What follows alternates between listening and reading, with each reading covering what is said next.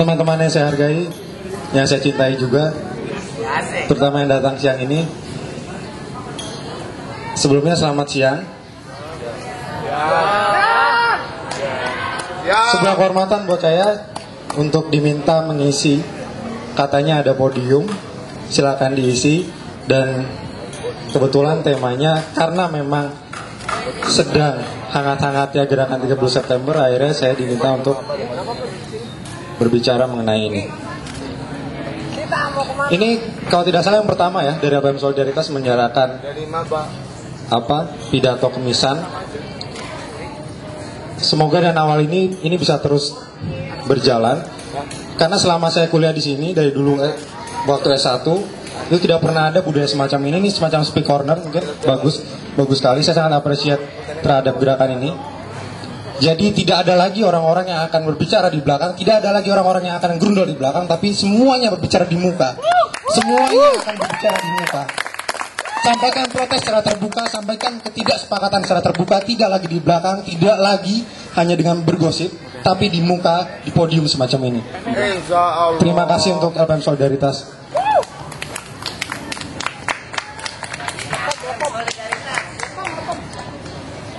Dan sebelum saya mulai pidato ini, saya hanya ingin mengungkapkan bahwa saya sebenarnya tidak memiliki hak atau tidak memiliki otoritas untuk berbicara mengenai tema ini, karena saya bukan pelaku, saya bukan anak dari X yang kita sebut Partai Komunis Indonesia, atau saya tidak punya relasi apapun dengan hal tersebut. Mungkin banyak orang yang lebih berhak berbicara mengenai ini, berbicara mengenai gerakan ini, tapi saya hanya ingin dan saya terpanggil untuk mengingat kembali untuk bagaimana kita bisa menghargai sejarah, untuk bagaimana kita bisa melihat sejarah secara apa adanya untuk menguak kembali kebenaran. Karena beragam kontroversi muncul mengenai gerakan ini, sangat beragam. Dan hari ini mungkin kontroversi ini juga belum berujung seperti yang kita harapkan. Masih banyak pelarangan, masih banyak stigma-stigma yang tidak jelas, yang itu masih menimpa XX anggota Partai Komunis Indonesia maupun simpatisan dari Partai Komunis Indonesia. Itu bukan semacam permohonan maaf, bukan semacam excuse. Itu cuma saya hanya menghargai atau menghormati orang-orang yang memang lebih berhak untuk berbicara dan mengungkapkan sejarah dari perspektif pelaku. Karena saya bukan pelaku, jadi ini bukan perspektif pelaku. Saya hanya mengamati dari luar, saya hanya membaca, saya hanya tahu, oh ternyata semacam ini. Mungkin itu teman-teman. Ada berapa bahasan, tidak terlalu banyak yang saya catat di contekan ini. Ada sekitar 7 poin-poin yang ingin saya kemukakan, dan semuanya memang berbicara seputar gerakan 30 September dan juga usaha-usaha apa yang kita sebut dengan genocide atau pembasmian berdasarkan etnis, golongan, kelompok tertentu. Selain itu, kita juga akan merefleksikan sejarah yang sudah terjadi beberapa puluh tahun yang lalu. Itu kita refleksikan menuju hari ini. Karena sejarah ini selalu berulang. Sejarah ini selalu terjadi, dan genocide itu tidak berhenti hanya di tahun 65-66. Tapi terjadi hingga tahun 2012 hari ini. Di Indonesia, di tanah air kita semua.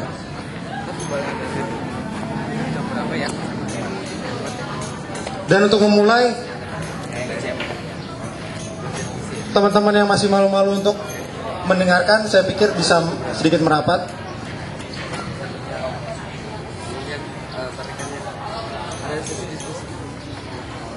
Saat beberapa hari yang lalu, tanggal 30 September, tanggal 1 Oktober, saya melihat waktu saya jalan ke kampus, saya melihat beberapa rumah itu mengibarkan bendera setengah tiang. Itu tidak masalah dan itu tidak salah. Tapi yang saya pertanyakan, mengapa harus mengibarkan bendera setengah tiang dan mengapa harus tanggal 1 Oktober? Apa maknanya? Mengapa harus setengah tiang? Apa yang sedang didukacitakan? Ada kejadian apa sebenarnya? Jangan-jangan kita hanya mengikuti saja arus sejarah sudah. Toh memang 1 Oktober ada tragedi dan selesai. Nah, di sini titik permasalahannya. Saya tidak sepakat ketika ada orang mengibarkan setengah bendera setengah tiang, itu hanya berkabung karena beberapa jenderal saat itu terbunuh.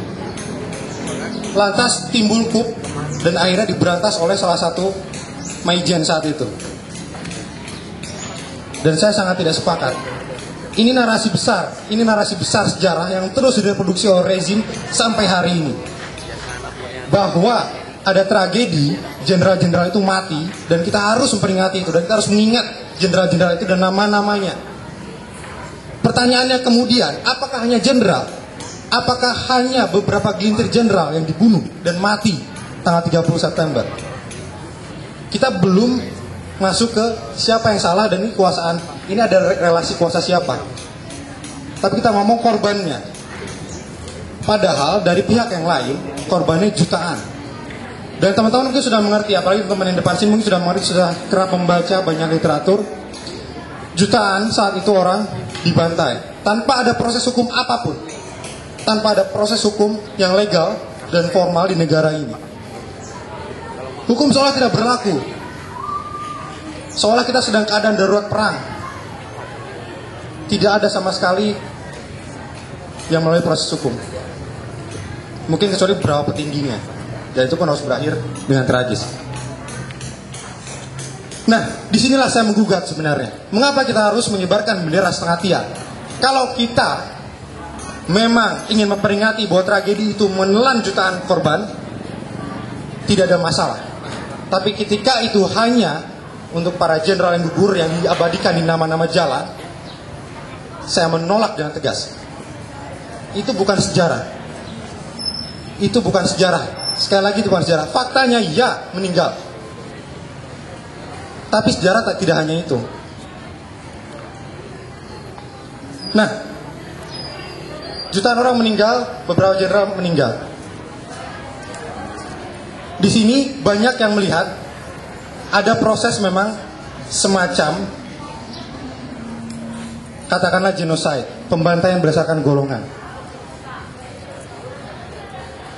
Kita akan cerita sedikit. Saat itu mungkin cerita sedikit tahun 65 dan 66 gejolak politik saat itu memang beberapa golongan, kita sebut partai, itu yang punya massa banyak. Salah satunya adalah PKI, Partai Komunis Indonesia. Pemilu 55, PKI masuk 5 besar partai yang meraup suara terbanyak untuk legislatif. Selain itu NU dan yang lainnya. Nah, setelah meraup banyak suara, akhirnya otomatis banyak pentolan-pentolan partai itu bisa menduduki banyak posisi jabatan penting. Dan beberapa juga. Ya ini kita sebut bagi-bagi porsi kue dalam politik. Supaya stabil sebuah rezim, kita harus membagi berbagai pos terhadap partai-partai yang dominan. Itu sudah biasa lah. Nah, sayangnya saat itu banyak yang melihat bahwa PKI terlalu dekat dengan Soekarno. Partai Komunis Indonesia terlalu dekat dengan kekuasaan kala itu yang dipegang oleh Soekarno. Hanya satu orang, Soekarno memang. Saat itu Hatta sudah mundur, tidak sepakat dengan pemikiran Soekarno, terutama setelah dia menetapkan presiden seumur hidup. Oke, kita sebutlah itu kacau kondisinya. Lantas dengan berbagai versi akhirnya kita bisa melihat ada semacam sebut pemberontakan. Kita sering menyebut itu pemberontakan 30 September. Tapi saya juga agak meragukan siapa yang berontak, pertanyaannya. Nah, setelah berontak itu akhirnya jutaan nyawa melayang dan banyak simpatisan Partai Komunis Indonesia yang satu besar sampai ke desa-desa dihabisi. Inilah praktek genosida. Dan saya ingin menekankan di sini bahwa praktek genosida itu masih terus berlangsung hingga kini dan itu tidak berbeda dari zaman dulu. Kalau kita sering dengar cerita-cerita zaman-zaman kerajaan, ketika satu suku kalah perang, maka dia akan menjadi apa? Budak. Budak itu sudah mati belum menurut teman-teman? Menurut saya sudah mati. Karena dia tidak punya hak apapun secara sosial maupun secara politik. Budak itu dimiliki. Dia sudah mati sebenarnya. Itu genosida zaman dulu. Dia tidak membunuh secara fisik, tapi dia membunuh banyak akses terhadap sosial, dan dunia politik. Oke, lantas katanya kini lebih etis peperangan terjadi dengan senjata dan dengan militer. Pihak yang kalah kini misalkan perang, itu akhirnya tidak jauh berbeda dengan zaman dulu. Perang Dunia Kedua, pihak yang kalah jelas akan bersekutu terhadap blok-blok yang menang. Dulu Jerman terbagi dua, kalah perang Dunia Kedua. Karena blok yang dominan, Soviet dan Amerika. Sama saja toh, tidak ada yang berbeda. Saat itu akses Jerman masih diputus oleh banyak negara dan dimonopoli oleh dua blok besar. Nah, konon katanya ini lebih etis. Perang ini lebih etis ketimbang zaman dulu yang konon katanya masih barbar. Perbudakan. Pertanyaan saya, apakah berbeda? Tidak. Lantas, masuk lagi ke zaman lebih modern, tahun 60-an, pasca Perang Dunia Kedua. Pasca Perang Dunia Kedua, kita mendengar lagi. Oh, sebelumnya bahkan Hitler pun melakukan itu ya. Genocide terhadap satu golongan yang kita sebut dengan, ya mereka sebut Jude atau Yahudi. Akhirnya itu menjalar ke Indonesia yang kita sebut dengan PKI. Nah, secara genealogis ini tidak berbeda. Sejarah ini masih sama sebenarnya. Hanya banyak yang mengklaim bahwa perbudakan zaman dulu itu tidak etis. Perbudakan zaman dulu, saya sebut perbudakan zaman dulu sebagai genocide, karena orang-orang yang jadi budak itu memang sudah mati. Berpindah genocide dengan perangan, berpindah lagi dengan kekuatan militer. Prakteknya sama. Hanya di Indonesia kebetulan praktek penghilangan salah satu golongan itu dengan cara membunuh, dengan cara menghilangkan secara fisik dan pemikirannya. Kita tidak pernah menemui bahkan literatur-literatur dulu, bahkan itu dilarang literatur-literatur atau hasil karya dari beberapa pemikir Partai Komunis atau yang berhaluan Partai Komunis. Karena banyak juga pemikir-pemikir yang tidak mengklaim dirinya komunis, tapi berhaluan Marxian, itu kena hajar juga, dihabisi juga. Nah, saya pikir kita harus clear dulu bagaimana kita bisa menempatkan genocide, menempatkan pembasmian terhadap satu suku, etnis, ataupun golongan. Saya pikir kita tidak berubah. Sejarah ini tidak berubah, hanya bentuknya saja yang berubah. Dan saya lebih khawatir lagi ketika teman-teman tidak mau mengetahui mengenai kebenaran sejarah, mengenai genocide ini.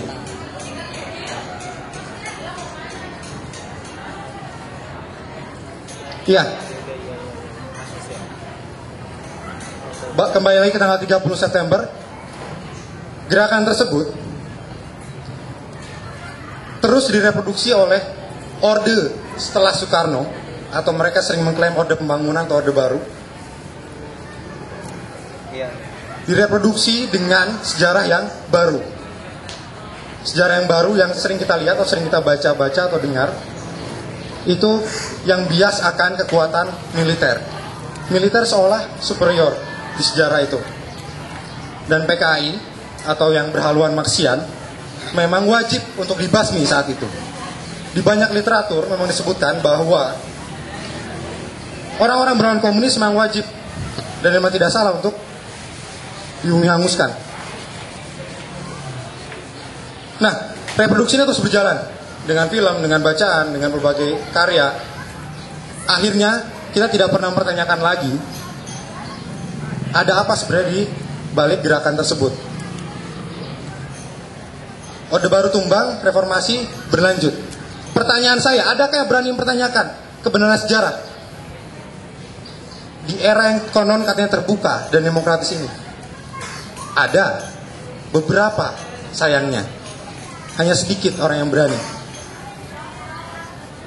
Bahkan TAP MPR yang melarang ajaran Marxian, ajaran-ajaran yang berbau komunis, itu pun tidak mampu untuk dicabut di era yang konon demokratis ini.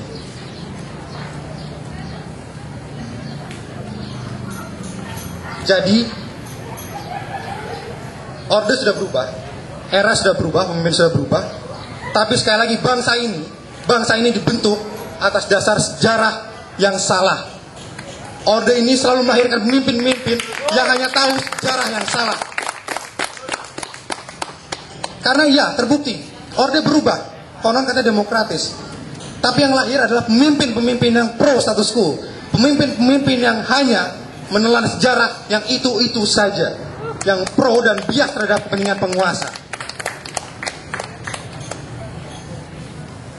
Ini sekali lagi tidak bisa diterima. Ini kita bisa bilang kontradiksi dengan apa yang kita sebut dengan demokrasi. Gaung demokrasi luar biasa. Konon katanya kita menghargai perbedaan pendapat dan banyak perbedaan-perbedaan yang harus dihargai. Tapi tidak terjadi. Tidak ada semangat itu. Dan saya pikir ini semu. Yang ada demokrasi yang memang tidak, yang semu. Bukan demokrasi yang sebetulnya.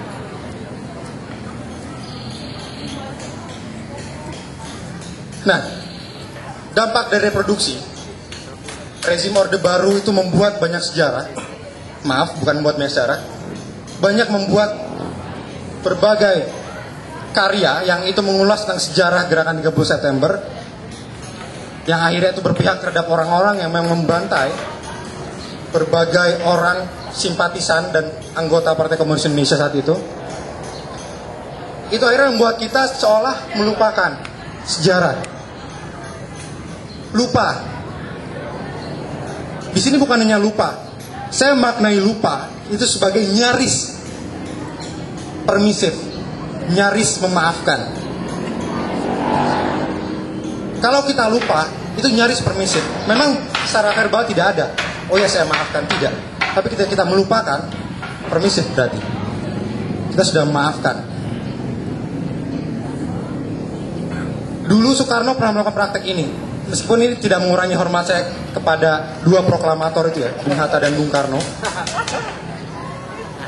Tidak mengurangi rasa simpati saya, rasa hormat saya terhadap dua proklamator itu, tidak. Hanya memang ada berbagai perspektif mengenai dulu KMB, Linggar Jati dan segala macamnya. Dalam perjanjian itu, Soekarno dan Hatta menyepakati Belanda untuk masuk lagi ke Indonesia. Mereka lupa berapa juta orang Indonesia yang sudah dibantai saat penjajahan terjadi di bumi ini. Mereka lupa berapa banyak orang yang sudah dirampas haknya oleh Belanda saat penjajahan 350 tahun. Mereka lupa dan menyepakati berbagai poin kesepakatan dalam perjanjian-perjanjian itu. Ini fakta sekali lagi. Nah, seolah mereka melupakan berbagai korban, jutaan korban yang saat itu tumbang saat Belanda mengagresi Indonesia, saat Belanda menjajah Indonesia. Ya, akhirnya saya bilang, ini cenderung memaafkan akhirnya, memaafkan praktek penjajahan kala itu. Dan ini persis sama dengan apa yang terjadi hari ini. Kita seolah lupa, ya sudah melupakan saja. Dan permisif, ya silakan, tidak apa-apa, sejarah itu ya sudahlah. Kalau teman-teman punya sikap seperti itu, berarti teman-teman maafkan dosa sejarah yang sudah menelan korban jutaan banyaknya. Di sini sebenarnya permasalahan yang kadang kita luput. Kadang orang ngapain sih ribet-ribet ngurusin sejarah? Ngapain sih ribet-ribet harus mengungkap masa lalu? Karena kalau kita melupakan, berarti itu cenderung untuk memaafkan. Itu yang pertama. Dan yang kedua, ketika kita melupakan, berarti kita sepakat bahwa negeri ini dibangun dengan landasan sejarah yang salah.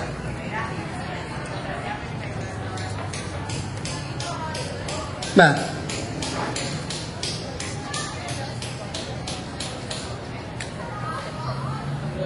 dampak lain dari hal-hal permisif itu adalah kita sebagai generasi muda tidak pernah tahu sebenarnya apa yang terjadi di negeri ini.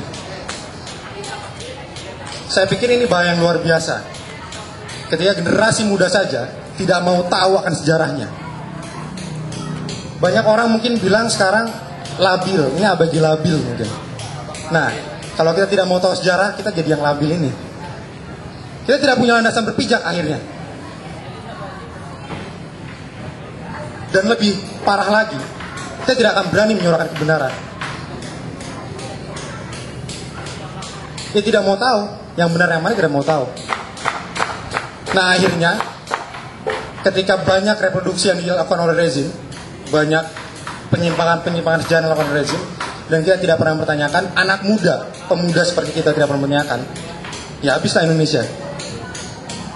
Karena hanya kita yang akan meneruskan sejarah yang lurus. Kita akan meneruskan bahwa ini salah dan yang itu benar. Bukan orang tua yang hari ini sudah renta, tapi kita, pemuda.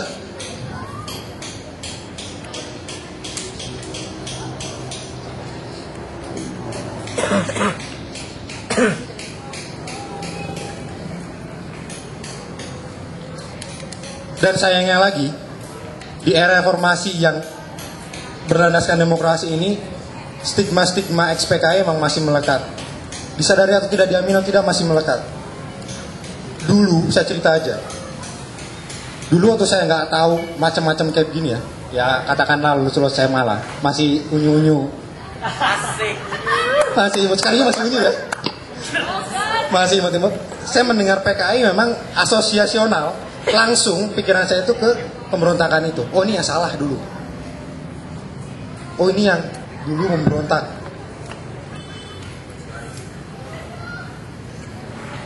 Oh ini yang memang membunuh para jenderal yang katanya sadis-sadis orangnya. Yang katanya Gerwani itu banyak pelacurnya, kata Lekra itu karya-karyanya sampah. Hanya itu, dan itu selesai. Oh cuma ini ya gitu. Setelah tahu, baru saya menertawakan itu.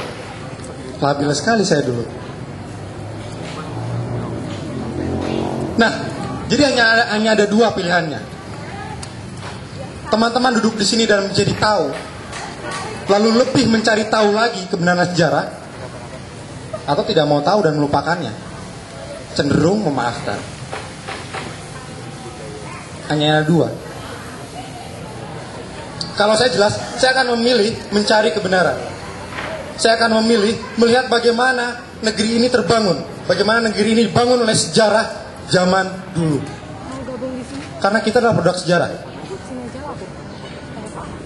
Kita lah individu yang tidak lepas dari masa lalu.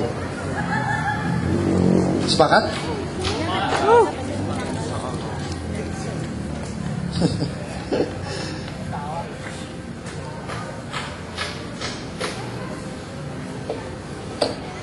Nah, saya lihat contekan dulu sebentar.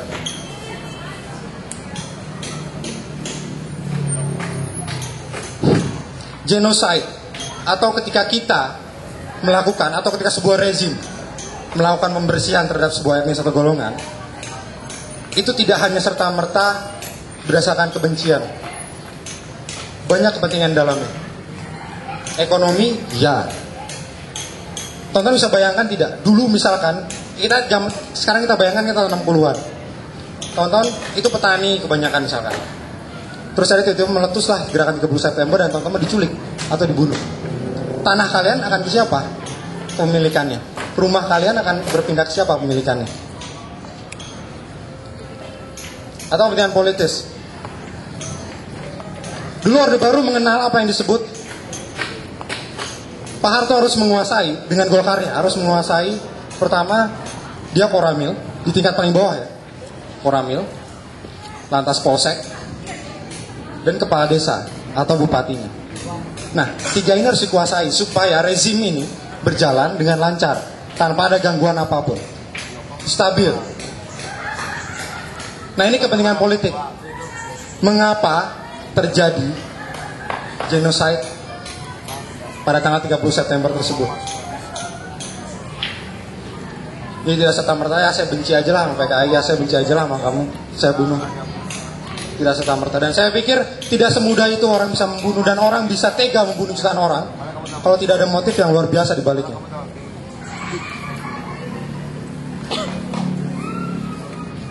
Dan saya tidak akan menyebut siapa dalang di sini, tidak, karena banyak versi luar biasa. Kalau teman baca literatur mengenai ini, banyak versi mengenai ini. Tapi yang perlu diingat, dulu mahasiswa juga terlibat. mahasiswa terlibat untuk membubarkan PKI. Oke, untuk biar saya tidak terkesan membela PKI, saya juga harus objektif.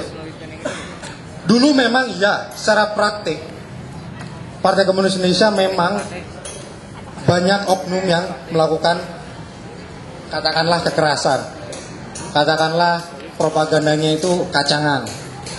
Dia hanya, ini setan desa, habisi. Wah ini bocus kecil nih, habisi misalnya. Oh setan kampus, habisi. Banyak yang mengkritik, iya, prakteknya iya. Ini objektif saja, memang iya. Orang yang memiliki banyak tanah, diculik, habis, hilang, direbut.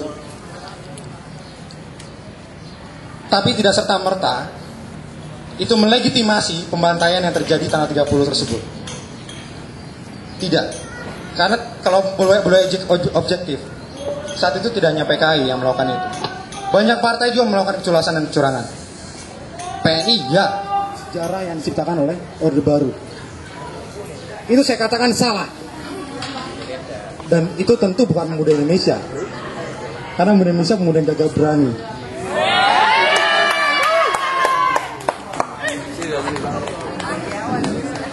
Yang kayak kawan-kawan kita ini nih. Wes.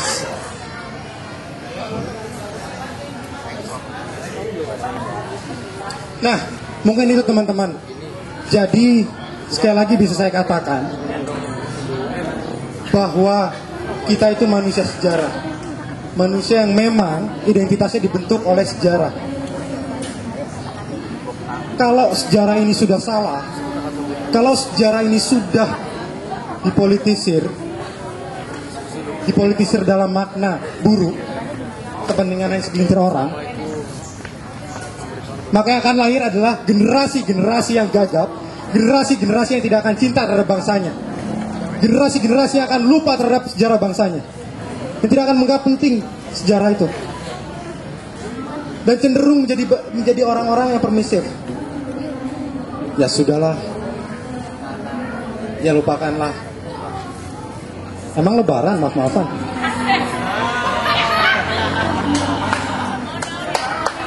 Nah, indikasi lain apa yang paling ketara? Terakhir, konon katanya SBY ingin meminta maaf terhadap korban G30 PKI. Korban G30 gerakan 30 September. Lantas kalau maaf, buat apa ada hukum? Buat apa kita punya undang-undang dasar yang tebal?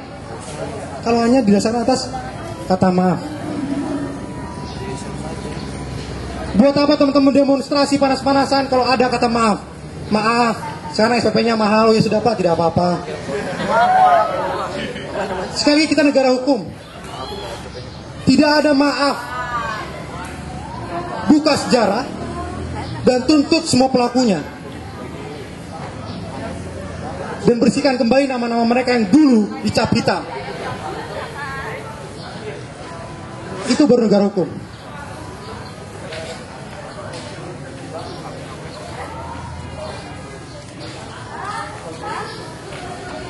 Jadi saya pikir agak sedikit salah ketika budaya maaf ini akhirnya menjadi apa ya? Menjadi semacam budaya kita. Ini sekali lagi tadi sudah saya ungkapkan ya. Mengapa kita cenderung permisif? Mengapa pemuda-pemuda cenderung permisif? Karena sejarah juga permisif. Dulu saya pernah ngobrol, kebetulan ya. Ini diamini juga oleh orang-orang non Indonesia. Dulu saya pernah ngobrol dengan pelaku, bukan pelaku, tapi orang yang lahir di tanah yang menjajah kita. Dia bilang semacam ini. Kok bangsa Indonesia bisa menganggap orang Belanda itu orang yang baik-baik saja? Padahal mereka menjajah tanah ini 350 tahun. Mereka membantai banyak nyawa. Tapi kenapa masih ramah-ramah saja terhadap saya? Tidak ada rasa semacam, oh ini penjajah saya. Dan orang itu pun aneh sendiri. Lah kita, orang yang di sini tidak aneh dengan budaya itu. Betul? Atau mungkin teman saya rada aneh ya, tidak tahu lah. Cuma saya bilang Orang yang lahir di tanah penjajah sendiri pun mempertanyakan, mengapa kita cenderung permisif terhadap sejarah, cenderung permisif terhadap banyak pembantaian. Ya kita ini yang cenderung permisif. Sekali lagi itu bukan kata saya, kata teman saya. Dan saya mengamini dan saya semakin yakin memang itu salah. Karena orang luar pun bisa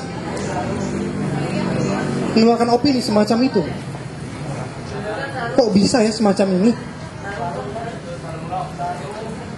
Ya mungkin kita karena di timur Indonesia yang ramah tamah, ya memang senang dengan oh ya Pak silakan dengan sangat ramah gitu. Nah, mungkin akhirnya jadi cenderung permisifnya itu mudah membudaya, mudah jadi kebiasaan. Tidak apa-apa selama itu tidak menjadi kebiasaan yang itu akhirnya berdampak terhadap hal-hal yang berbau politik maupun sosial.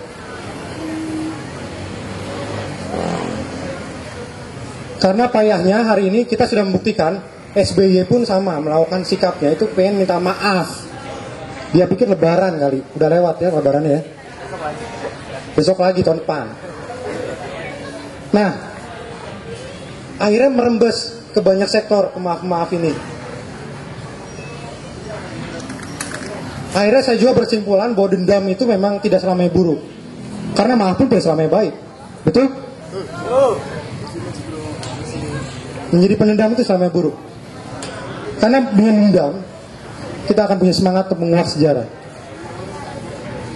Salah satunya, nanti saya dimarahin teman-teman lagi, mengobrolkan dendam. Oke, mungkin itu yang bisa saya sampaikan teman-teman.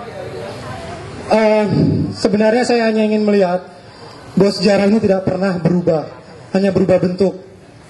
Wadah baru tapi kaset lama. Kalau dulu genocide bentuknya semacam itu perbudakan, hari ini konon katanya perbudakannya modern, perangnya dan senjata yang sudah modern juga. Tapi secara isi sama saja, penghilangan hak, pembunuhan, pembantaian. Bagaimana sekelompok orang itu tidak bisa mengakses apa-apa. Dan ini tidak hanya terjadi di Indonesia. Banyak etnis-etnis itu dibantai. Di Afrika, terakhir mungkin Rohingya, Mesir, Palestina. Jadi bentuk saja yang berubah. Jangan menganggap kita itu lebih etis dari orang-orang sebelum kita dahulu. Jangan menganggap sejarah ini menjadi lebih punya etika. Sama saja.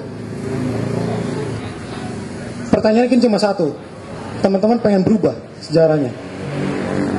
Jika ya, jangan jadi agen-agen pengulang kesalahan sejarah.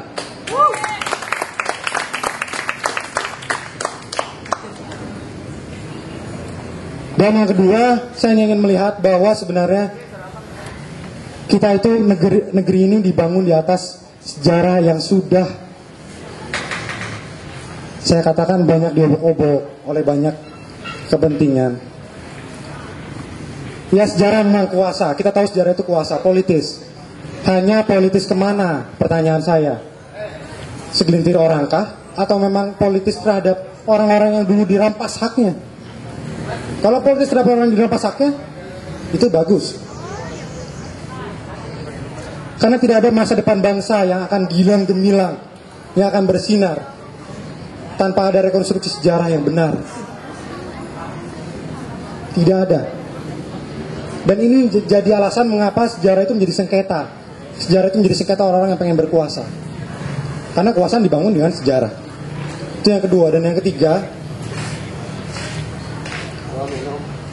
kita harus bangga terhadap Indonesia, ya. Harus bangga terhadap tanah air ini, ya. Karena kita menghargai pahlawan-pahlawan, Soekarno, Hatta, dan segala macamnya. Beliau-beliau yang sudah mengorbankan banyak jiwa raganya. Tapi dengan catatan bukan nasionalisme yang buta dan berdasarkan atas kebencian semata.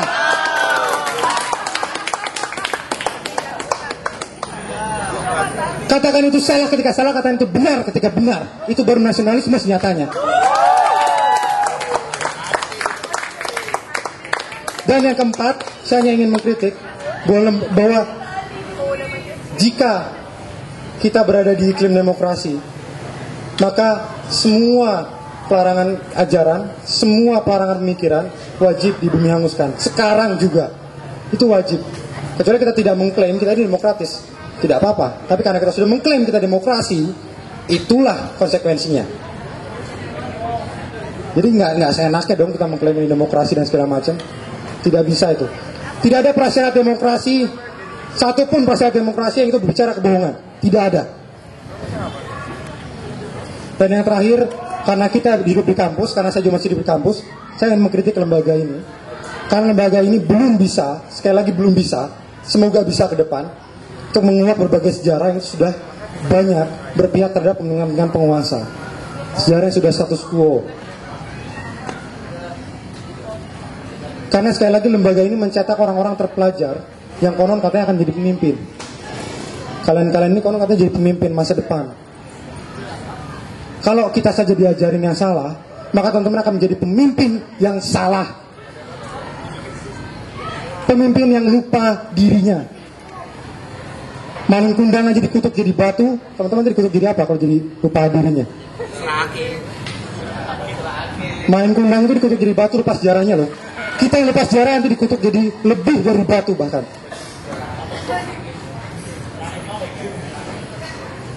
Saya pikir lembaga ini, lembaga-lembaga pendidikan ini harus fair, membuka semua, bahwa sejarah itu tidak hanya satu tapi 2, 3, 4, 5, 6, bahwa agama itu hanya satu, tidak hanya satu tapi 2, 3, 4, 5, 6, bahwa bentuk Tuhan itu bukan hanya Tuhan yang kamu pikirkan, yang saya pikirkan, tapi beragam. Ya memang itu, bukalah itu. Dan akui itu ada, akui bahwa itu memang ada di Indonesia. Bukan dengan menghilangkan atau melupakan. Karena saya tidak mau lagi melihat bangsa ini menjadi bangsa pemaaf. Tapi saya ingin melihat bangsa ini menjadi bangsa pendendam yang ingin tahu kebenaran sejarahnya sendiri.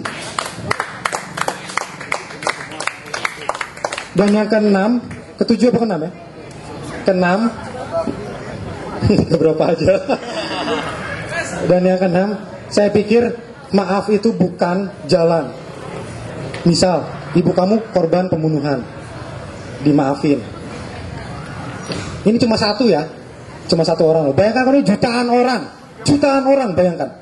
Itu dihilangkan, dibunuh. Dan itu hanya diselesaikan dengan kata maaf. Wis, tidak bisa. Kata Sule kayak begitu, tidak bisa. Nah, jadi ya jangan, ini lucu lah saya pikir. Saya pikir bapak-bapak yang ada di atas kita, yang mengurusi kita sebagai pemerintah itu, saya yakin pintar-pintar, yakin saya. Profesor, doktor, cuma itu harus selaras dengan sikap-sikap yang diambil, kebijakan yang diambil memang harus selaras dengan kepintarannya, detail-detailnya saya pikir. Ya malu lah, sedikit malu lah ketika masa seorang dokter tidak bisa menyelesaikan masalah G30 SPKI. Masa dia hanya ngomong, ya sudah minta maaf saja. Itu bukan ciri-ciri intelektual yang baik itu. Jangan ditiru teman-teman. Tidaklah, tidak mungkin teman-teman. Kebenaran tetap kebenaran, sejarah tetap sejarah. Hukum tetap hukum.